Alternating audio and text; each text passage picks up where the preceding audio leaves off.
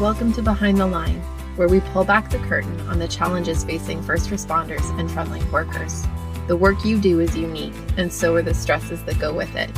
Join me as we tackle key issues to reduce risks for burnout, and as we work to support you in doing the job you love without sacrificing being the kind of person you want to be. Hey there, and welcome back to Behind the Line. I'm your host, Lindsay Faas. If you're new to Behind the Line, what you should know about me is that I'm a clinical counselor specializing in trauma therapy. And after over a decade working with first responders and frontline workers around issues like burnout, compassion fatigue, PTSD, and related OSIs, I've become a passionate wellness advocate and educator for those who sacrifice so much for our communities out on the front lines. Behind the Line is a place for us to talk about the real life behind the scenes challenges facing you on the front lines.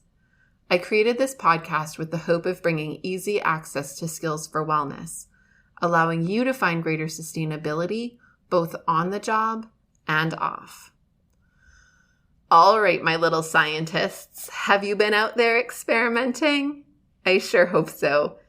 If you have no idea what I'm talking about, you need to go back and listen to last week's episode because we are building from where we left off last time. Get your lab coat and goggles on. We are diving in a little deeper into embracing our inner scientist to cultivate alignment with who we long to be. Okay, let's start off by doing a quick recap of what we've been talking about and a reminder of why this matters for us to continue breaking it down. As people, our tendency is to go into autopilot, especially when things get hard or life feels more intense. We hit a survival mode, and the days just seem to run together. We're in them, we're doing them, but we don't tend to feel like we're choosing who we are in them. We're just making it through by the skin of our teeth and then looking back wondering how we got here to this place where we feel like a shadow of ourselves or like a totally different person than who I wanted to be. We can get stuck in this place and feel like victims of life rather than feeling like authors of our own lives. We've been talking about how to be more active participants in shaping the story of our own lives and working on skills to be able to walk the parts of life that come, whether I like them or not, but to engage them from a place that is present, mindful, intentional, and engaged, rather than being dragged along by it. 2 weeks ago, we talked about what it means and looks like to be in alignment with who we long to be, how to slow down and take a look at where we are, where we want to go, and consider the steps in getting from A to B. Last week, we talked about being a scientist and how the scientific method relates to daily living. We talked about the ways in which scientists work to step back and observe patterns and oddities to get curious about ways forward. Today, we're bringing our scientist selves along with us as we look at how to use the data that comes from our experimentation to learn, adjust, and experiment again.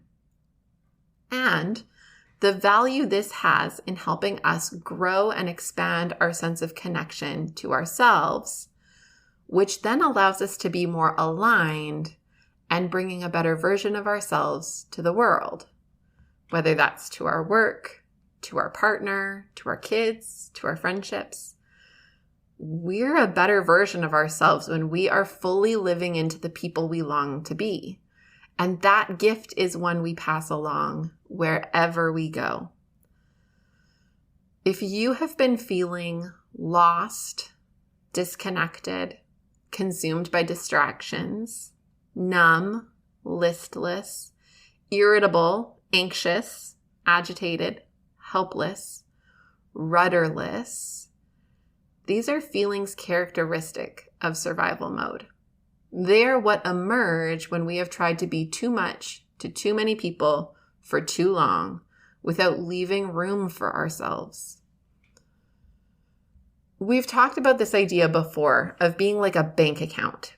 When you generously gift from your energy bank account to others, but never put anything back in, you are running in energetic debt.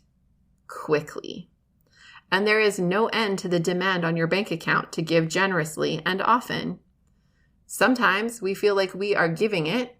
Lots of times it feels like it's being taken. We've been robbed. The process of considering alignment and experimentation involves asking questions about what might fill my bank account back up.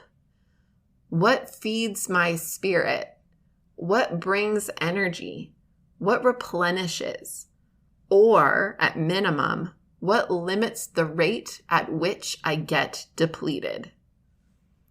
Last episode, I shared some examples from my own life, and what felt noteworthy to me as I shared them was just how small and simple most of them were. Taking a multivitamin, experimenting with when I exercise and what kind of exercise I enjoy most, trying out something silly like crochet. None of it is big or particularly complicated or time-consuming.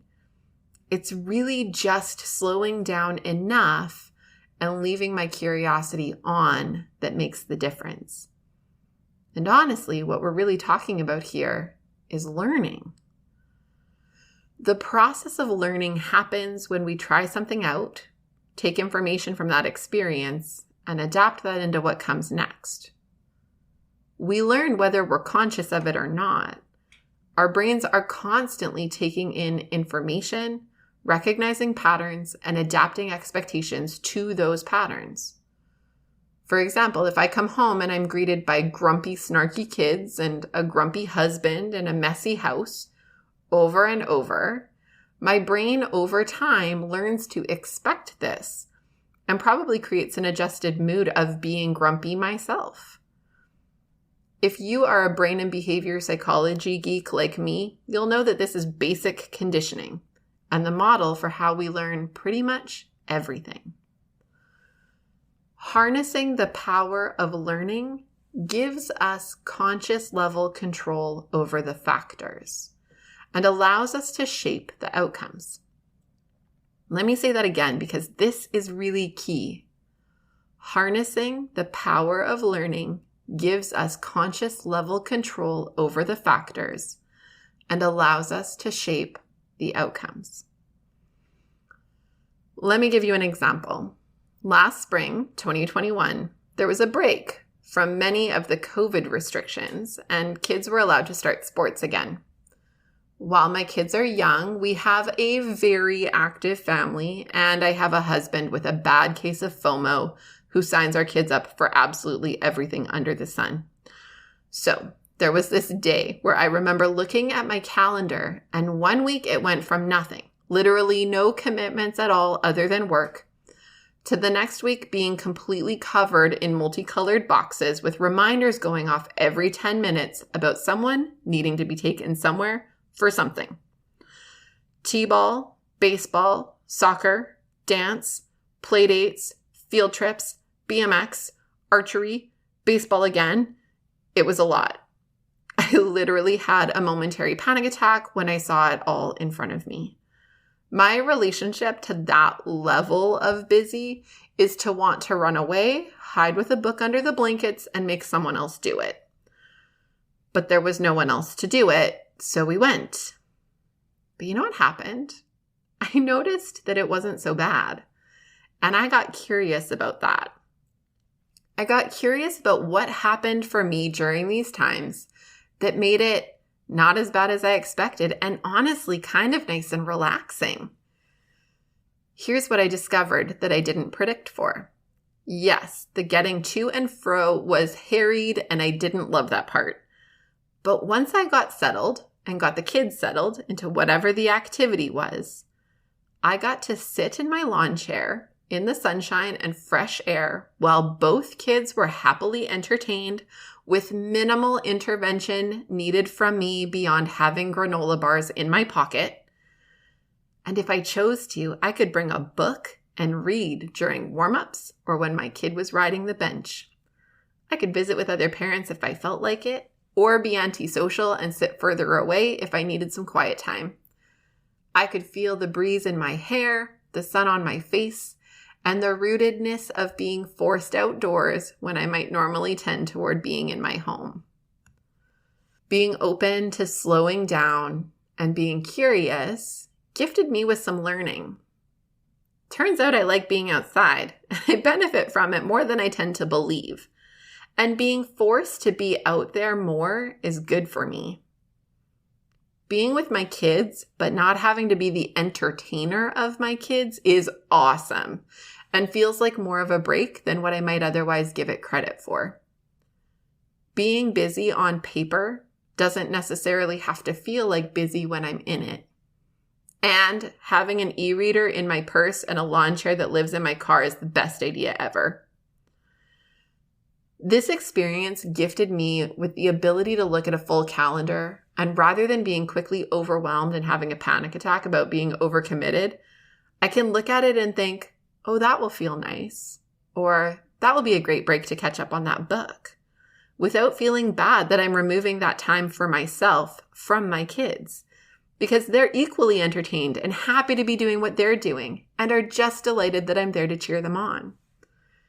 It is also gifted curiosity that can grow into other spaces of my life. For example, I've learned that I dream and goal set better when I'm outside. I'm often struck by great ideas and think clearer thoughts when I'm sitting there waiting for the baseball game to start. As a result, I keep a notebook with me at all times for moments like these. But I also got curious about testing out being outside when I do work that involves planning, goal setting, and vision development for my work. If you're on my social media and you ever see photos from my annual work retreat, you'll see my yoga mat rolled out on a dock overlooking a lake where I lay for hours on end planning the future of the clinic I own and the steps to get us where we want to go. Each week, I take an admin day, and you'll often find me on a blanket down by the river in Fort Langley with my notebook, or walking one of the trails and finding a bench to jot down some of my thoughts and ideas. I've learned to adapt what has worked and invite more of it into my life, giving me more opportunities to flourish. And each of these are in themselves opportunities to notice what works well and continue to adapt and refine the process.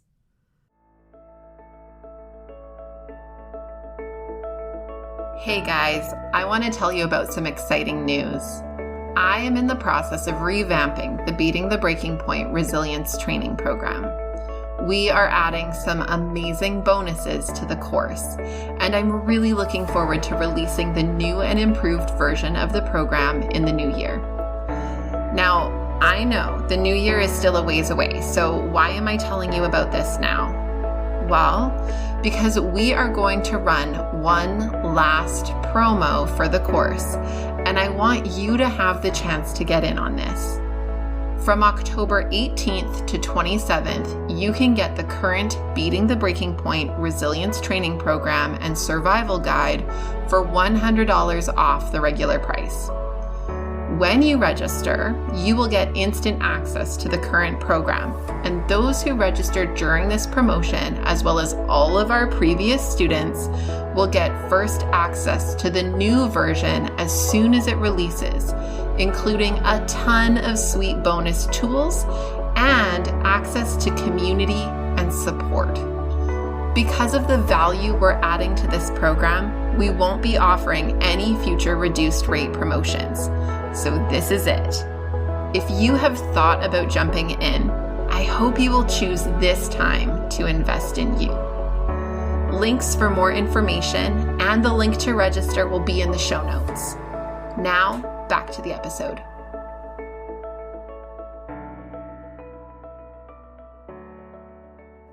The thing about scientists is they don't just run one experiment, write the results, and then stop. They ask new questions, better questions, more informed questions because of what they've learned so far, and they use it to keep on learning. They invest not in the specific outcome, but in the process of curiosity and learning. They're in it for the growth, not the end result. And the thing is, we need to keep that piece at the forefront because we aren't ever going to be a finished product. The truth about life is that it keeps changing. And the truth about people is that we keep changing because of it and within it. What fit and aligned for you as a teenager probably doesn't fit or align quite the same way today. That doesn't mean it didn't align way back then. It just means that you've grown and need to have what supports you grow with you. It might look like aspects of what once fit for you, but it might have to be adapted to fit who you are now and what your life looks like now. And it might be brand new things you've never even considered before, because that might fit better and be more aligned than you ever could have suspected. What I'm saying is that you need to be willing to try. And when you feel like you've found a sweet spot, enjoy that, but don't get complacent in it. Keep observing, keep noticing, keep being curious, because that sweet spot can be amazing, but it won't last forever. And if you keep your curiosity on, you'll notice when it's not so sweet a lot quicker and be able to adapt more effectively than if you get complacent and fail to notice that things aren't feeling like they fit for you quite the same way. To some extent, I see this showing up for a lot of the clients I work with who struggle with low-grade depression. They keep doing what used to work and fail to account for the fact that it's not working anymore. They feel caught and have low energy, and so to try new things, stepping out of the routine and comfort zone feels so hard and uncomfortable that their depression just won't let them do it. But then that continues to feed the depression, and it's a downward spiral of stuck on top of stuck on top of stuck. If we can be open to curiosity, we can catch it earlier, adapt it, and find a new sweet spot rather than getting caught in that spiral. I know we talk about intention a lot, and it's for good reason. Being an engaged participant in our own lives really makes the difference between a life lived and a life well lived. We need to have our eyes open. We need to be seeing and noticing what's going on for us and around us to be able to be active in shaping the story of our lives. Being passive to this allows everyone and everything else to tell our story, to decide who we are. If you want to be the author of your story, you have to own it. You have to sit down, look at your character, and make choices that shape that character to be the fullest version of themselves. Life will try to convince you to put down the pen and just hang on for the ride. And it's your job to do the hard work of sitting down each day, grabbing the pen back, and writing the story. Just like a book character, you'll face bumps and hardship. It will test your character and shape you. But you can be active in that process, and you can intervene on behalf of yourself to support an ending to the story you can feel proud of. If you want some help writing that story, I want you to consider registering for the Beating the Breaking Point Resilience Training Program. You already heard that we're running one last promotion of this program this week.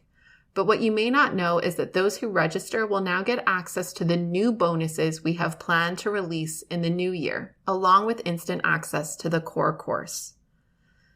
Among the awesome bonuses we're working on, those who register will now get access to monthly group Q&A integration calls with me, where we ensure that what you're learning goes beyond head knowledge and really gets applied into your life. We will also be opening up a private community to connect and support, along with some other bonus tools to support your mental health and general wellness within frontline work. The course includes 7 video lessons that walk you through a step-by-step guide to resilience, and the survival guide helps you personalize the skills so you walk away with a deep understanding of what serves you as you serve others, and a clear action plan tailored to you. This course is always available, but now until October 27th, you can register for $100 off, and you can find the link in the show notes. I really hope you will let me join you in your journey in writing your story. As we wrap up today, I want to remind you to please reach out and connect if you have any questions or feedback. You know I love hearing from you and shaping this podcast to echo your needs and interests.